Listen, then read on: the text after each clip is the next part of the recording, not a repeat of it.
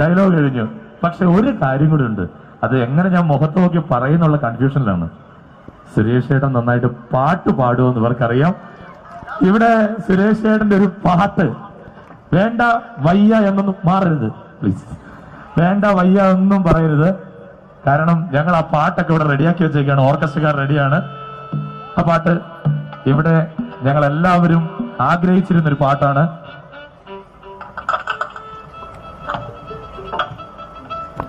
അണഞ്ഞ പോകണോ? പോരുത് സാർ, എല്ലാം റെഡിയാക്കി വെച്ചേക്കാണ്. പാട്ട് ഒരുപക്ഷെ സാർ ഇപ്പോഴാണ് ആദ്യം കാണുന്നത്. പാട്ട്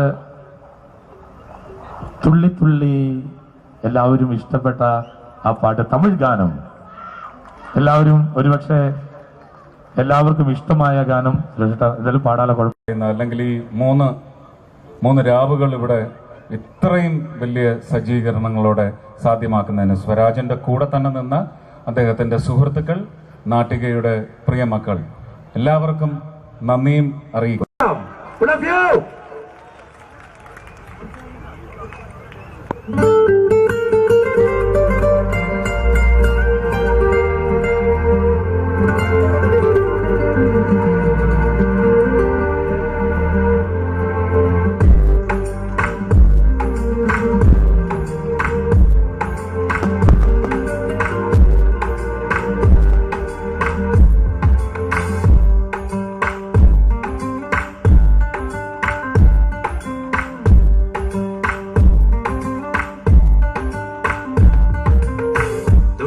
തുള്ളി മഴയായി വന്നാലേ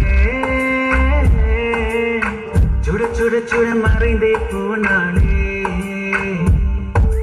பார்த்தால் பார்க்க தோன்றும், பேரை கேட்க தோன்றும், பூ போல் சிரிக்கும் போது காற்றாய் பறந்திட தோன்றும். செல் செல் அவளிடம் செல் என்றே காந்தன் சொல்லுதடா, சொல் சொல் அவளிடம் சொல் என்றே நெஞ்சம் கொல்லுதடா. அழகாய் மனதை பறித்து விட்டாளே, துளி துளி துளி மழையாய் வந்தாளே, சுட சுட சுட மறைந்தே போனாளே.